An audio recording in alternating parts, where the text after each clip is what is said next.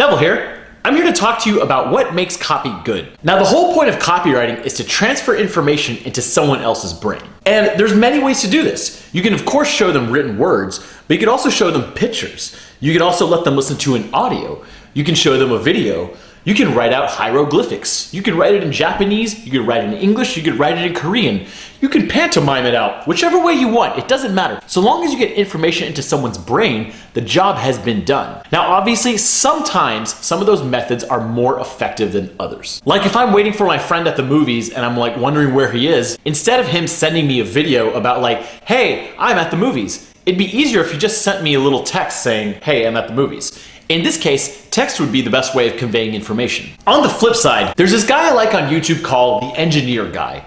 And in this video, he's showing and explaining how a CCD chip inside of a digital camera actually captures photons and then makes it into a real color picture. Now this guy also has a book, and I read a couple of chapters, and here's the one on the CCD camera. So while I was reading these words about how a CCD camera works, I was actually a little bit confused, but when I saw the video with the demonstrations and the arrows and all that kind of stuff, it totally made sense. So in that case, a video is actually better to convey some of that information, or at least part of it. Another example is whenever I made my very first digital product, I was explaining in great detail with copy about what people would get. And the problem was people still asked me questions. And so what I did was, I just took a screenshot of the damn thing and put it on there. So in this case, an image was actually what was really needed to get the point across in addition to the text. And since I put a screenshot of what people were getting, they knew exactly what they were getting. They were on the same page as me from when they buy, and they don't feel gypped off because when they buy, something in their head is actually different than what they bought. So all this was accomplished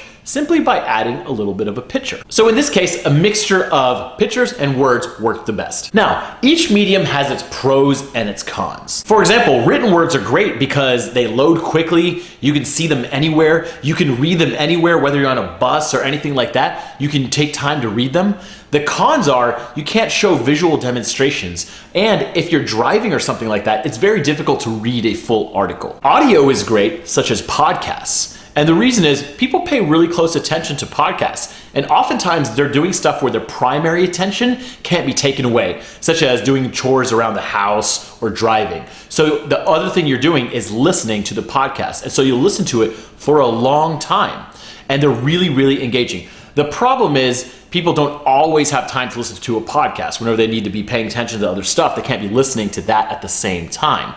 Also, you don't have visuals, and it's also harder to skip around in a podcast like written words. Now, video is pretty awesome because it has text, it has images, it has moving images, it has a lot of different things going for it, and you can condense an immense amount of information into a very well done video. The bad part is people have to be in the right environment or the right mood to watch a video. And if the video isn't good or what the person expected, or they don't like the way you look, or they don't like the way it sounds, or they don't like the cadence of your voice, there's a lot of things that'll make someone stop watching a video if they don't like it. Another big downside to a video is that people can't skip around like they can with text. So for example, if you put up a page and only a 30-minute explainer video, they have to watch most of it in order to get the gist of what you're talking about. However, with text, if it's just one long page of text, people can skip around to parts they're interested in. So there's all sorts of mediums that transfer information from one brain to the other, and it's your job as a copywriter to know how to effectively use those when and where. So keep that in mind.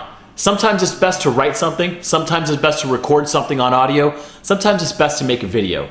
The best copywriters will combine those things as needed in order to make the best program to install into someone's brain.